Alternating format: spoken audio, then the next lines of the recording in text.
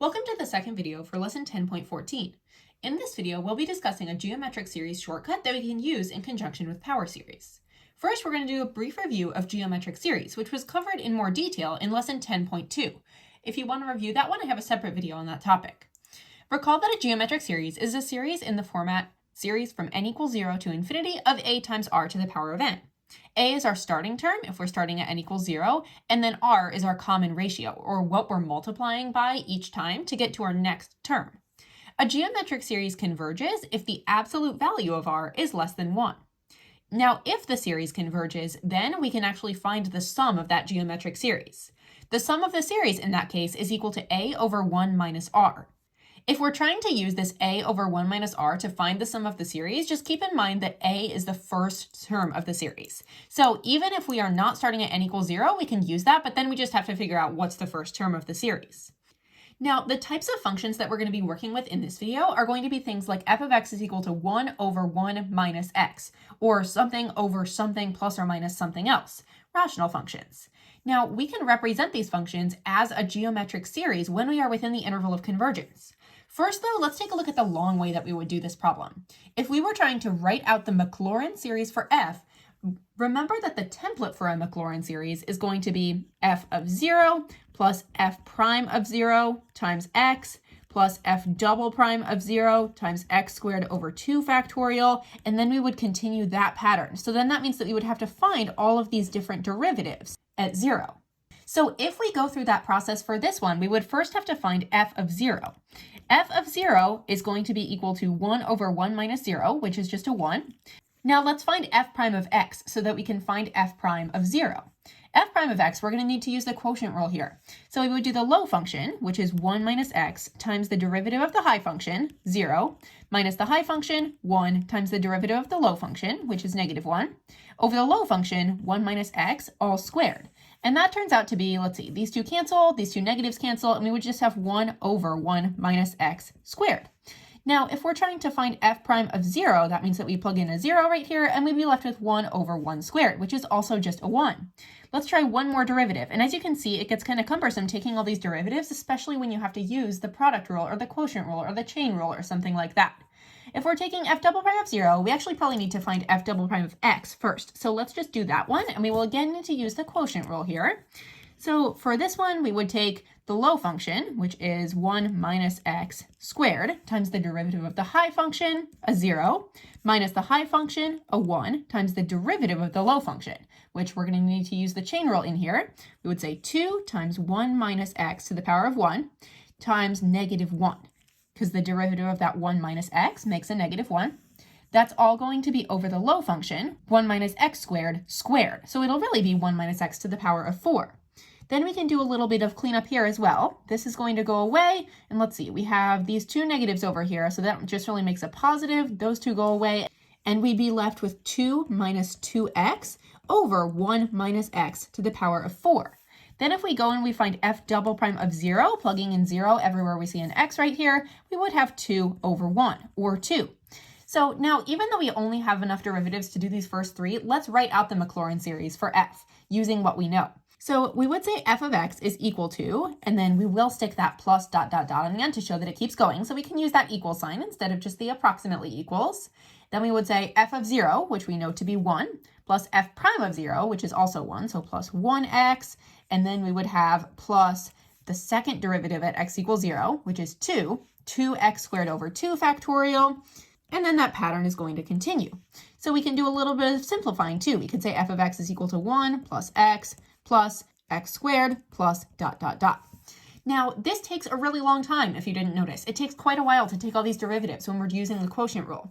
So one shortcut that we have is we can use a geometric series, with the series from n equals 0 to infinity of a times r to the n being equal to a over 1 minus r to write that Maclaurin series for f. It sounds confusing, but it actually makes our work a lot simpler.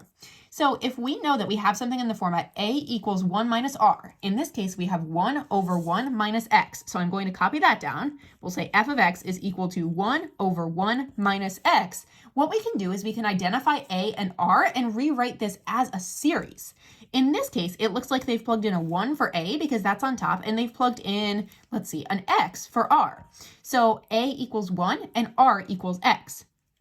So then we can rewrite this as a series. We'll say it's the series from n equals 0 to infinity of a, which is 1, times r, which is x, to the power of n.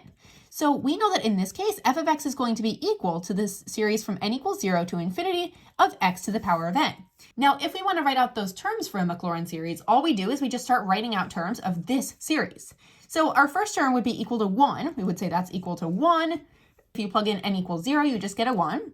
Plus, and then we just multiply by that common ratio, which in this case is x, every time. So we would have 1 plus 1 times x, or x, plus x times x, which is x squared, plus x squared times x, which is x cubed, and that pattern is going to continue.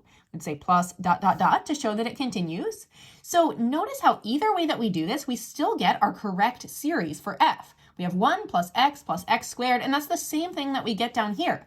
It's just a little bit easier to use a geometric series as a shortcut right here. It's also really important to keep in mind, though, that we can only use this when we are within the interval of convergence. In this case, the interval of convergence for our geometric series, since r is equal to x, we would say, okay, the absolute value of x needs to be less than 1 in order for this to work. That would be our interval of convergence, so that's the interval on which we can equate these two things. We can say that f of x is equal to this, which is equal to this series, when we are on that interval. Find the Maclaurin series for 1 over 1 minus x cubed. Include the first 3 non-zero terms and the general term. Then find the interval of convergence.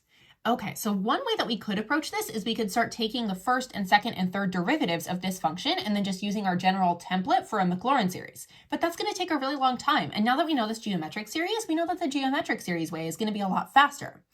So if we are able to identify our a and our r in this situation, then we can create a geometric series, because we know from our work with geometric series that the series from n equals 0 to infinity of a times r to the power of n is going to be equal to a over 1 minus r.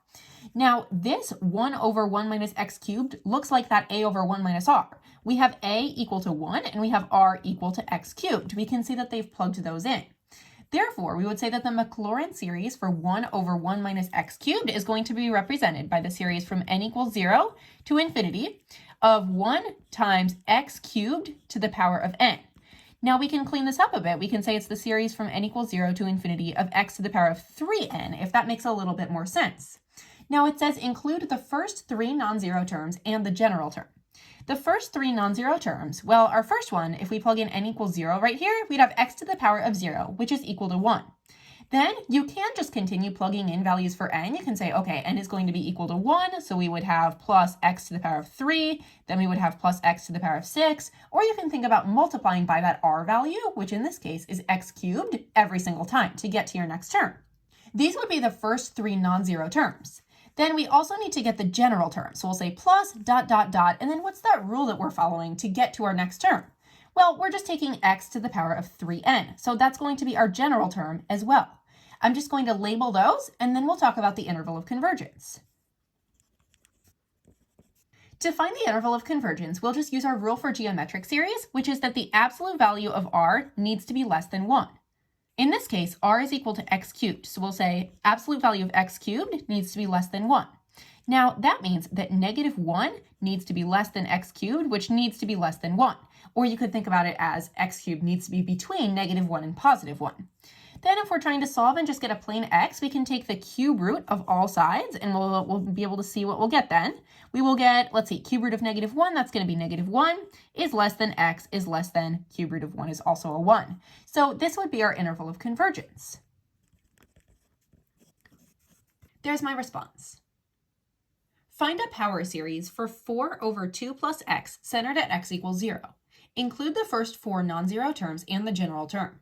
Then find the interval of convergence. Again, we're going to be using our geometric series shortcut here.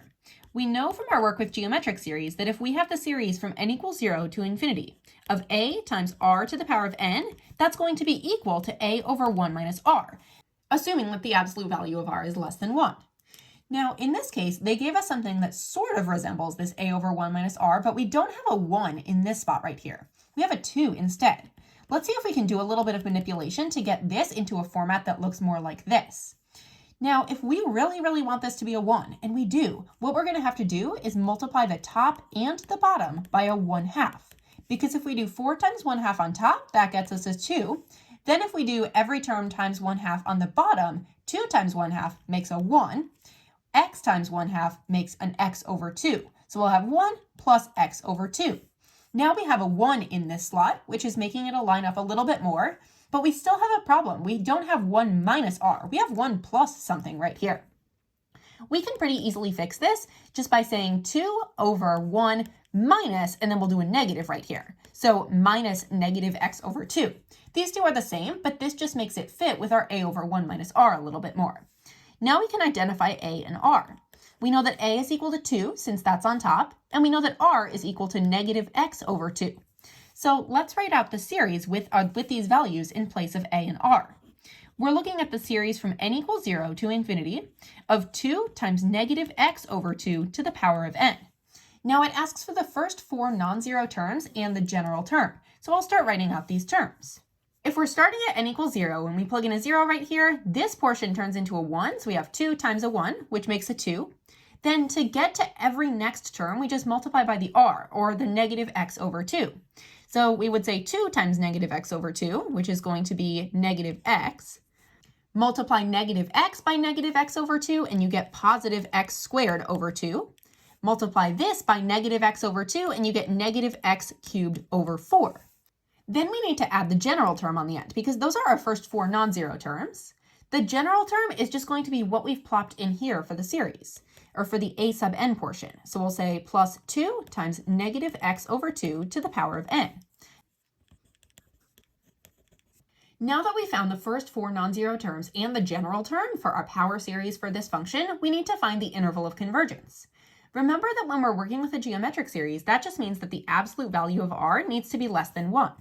In this case, r is equal to negative x over 2. So we'll say absolute value of negative x over 2 needs to be less than 1. Now, if we're taking the absolute value of a negative number, it's going to make it positive anyways. So when we split this apart and we say negative 1 is less than x over 2 is less than 1, we can take the negative sign away right there.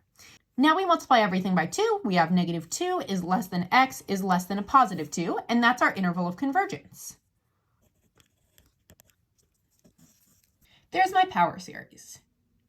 Find the Taylor series for 1 over 3 plus x squared centered at x equals 0.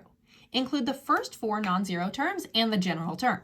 Then find the interval of convergence. Again, since we see something that looks like it could be in the format a over 1 minus r, we're going to try to manipulate it so that we have something where there's a 1 in this spot, because we know that a over 1 minus r is equal to the sum of the series from n equals 0 to infinity of a times r to the power of n. If we take 1 over 3 plus x squared and we're really trying to make this a 1, what would we have to multiply a 3 by to make it a 1? That would be a 1/3. So we'll multiply the top and the bottom of this expression by 1/3. 1 times 1/3 on top just makes a 1/3. 3 times 1/3 makes a 1. X squared times 1/3 is going to make a plus x squared over 3. Then this is still not in the format a over 1 minus r. We have a over 1 plus something right now. So let's change this around. We'll have 1/3 over 1 minus negative x squared over 3. That solves that problem because now we have a equaling 1/3 and r equaling negative x squared over 3.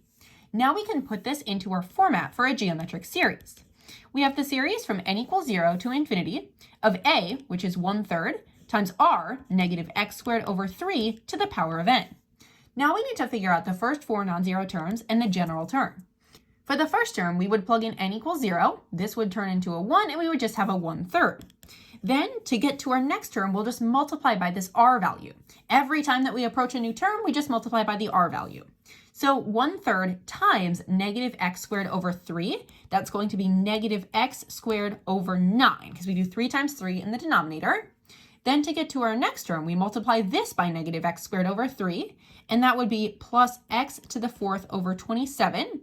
Multiply x to the 4th over 27 by negative x squared over 3, and we get negative x to the 6th over 27 times 3, which is 81.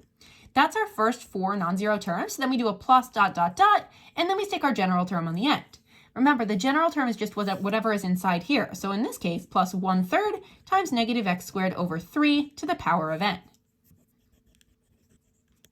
Now we need to find the interval of convergence. For a geometric series, that just means that we need the absolute value of r to be less than 1. In this case, r equals negative x squared over 3. So we'll say the absolute value of negative x squared over 3 needs to be less than 1. If we have absolute value bars on here, that makes everything positive. So this is the same thing as saying absolute value of x squared over 3 needs to be less than 1. Then we can break this apart and we can say this is going to be negative 1 is less than x squared over 3 is going to be less than 1. Then we can multiply both sides by 3. We'll get negative 3 is less than x squared is less than positive 3. Now, this is where it gets a bit weird because we can't really take the square root of a negative number over here. But what we do instead is we just bring the negative out to the front. I'm going to say negative rad 3 is less than x is less than positive rad 3. And the reason why we can do that is just if we think logically about what happens, our center is x equals 0, and then we can go rad 3 above or below that center to have our series still converge. So it's a little weird to think about in terms of the algebra right here, but it does work. It's going to converge for everything within this interval, but not including negative rad 3 or rad 3. So that's our interval of convergence. Let f be the function given by f of x equals 1 over 4 plus x. What is the coefficient of x cubed in the Taylor series for f about x equals 0? If we're trying to come up with a coefficient for a specific term, it's probably going to be helpful to see what the Taylor series for f about x equals 0, or the Maclaurin series for f, really looks like. Now, one way that I could do this is that long way by taking all those derivatives of f and then plugging them into my general formula for a Maclaurin series, but that's not the most efficient thing to do here. Instead, since we have something resembling a over 1 minus r, we're going to then find the a and the r and set that equal to the series from n equals 0 to infinity of a times r to the power of n. If we take 1 over 4 plus x, we have to manipulate that so that it looks like a over 1 minus r. We need the 4 to be a 1. So let's multiply the top and bottom by 1/4 to make that happen. All right, 1 times 1/4 is just going to make a 1/4 on top. 4 times 1/4 makes a 1. That's what we wanted. X times 1/4 makes an x over 4. This looks really close to a over 1 minus r, but we need this sign down here to be negative. So we can rearrange this as 1/4 over 1 minus negative x over 4. Now we have something in the format a over 1 minus r. We know that a is equal to 1/4, and we know that r is equal to negative x over 4, or negative x fourths. So let's write that in terms of a geometric series. We're working with the series from n equals 0 to infinity of 1/4 times negative x over 4 to the power of n. Now, we really only want the coefficient of x cubed, so what we could do is we could start writing out from all the way from n equals 0, but we just have to figure out what value of n are we going to plug in that's going to give us an x cubed. We just need to find when n is equal to 3, because when we plug in n equals 3, we're going to have something times x cubed. If we do that, that would be 1/4 times negative x over 4 to the power of 3, which is going to be 1/4 times negative x cubed over 4 cubed, and 4 cubed is 64. So this is really going to be negative x cubed over 4 times 64, or 256. And since it asks for the coefficient of that term, the coefficient of the x cubed is going to be negative 1 over 256. So choice B is correct. If you didn't really follow this last part, let me just show you the other way you could do it as well. You would start with plugging in n equals 0, which would give you a 1/4. Then you would multiply by r each time to get to your next term. So your next term would be negative x over 16. Then we would say plus x squared over 64 minus x cubed over 256. And that would be where you would get your answer from. You would say plus ... if you wanted to be specific here. But really all you're looking for is this coefficient right here, the negative 1 over 256. The Maclaurin series for the function f is given by f of x equals the series from n equals 0 to infinity of negative x over 3 to the power of n. What is the value of f of 2? Let's begin by plugging in 2 everywhere that we see an x into this function. We're just going to replace this x right here with a 2. So we'll say f of 2 is equal to the sum from n equals 0 to infinity of negative 2/3 to the power of n. Now, this one is actually somewhat straightforward compared to our other ones because it's just asking us to find what's the value of this. When we're given a geometric series, that is a series in the format from n equals 0 to infinity of a times r to the power of n, we know that that's going to be equal to a over 1 minus r.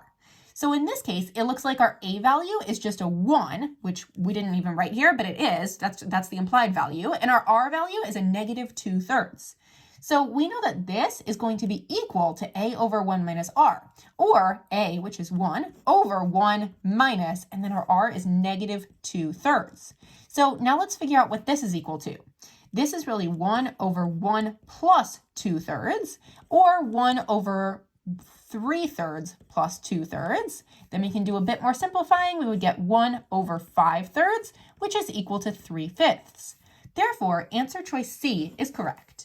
That's what f of 2 is equal to. Which of the following is a power series expansion for x cubed over 1 plus x cubed? Again, since we have a rational function going on here and it looks something like a over 1 minus r, that shortcut is going to be able to help us out a lot. First, let's get x cubed over 1 plus x cubed into the format a over 1 minus r. We already have a 1 in this slot, so we don't need to worry about that. And we know that a is going to be x cubed. The problem is we have a plus instead of a minus, but we can really easily fix that just by saying x cubed over 1 minus negative x cubed.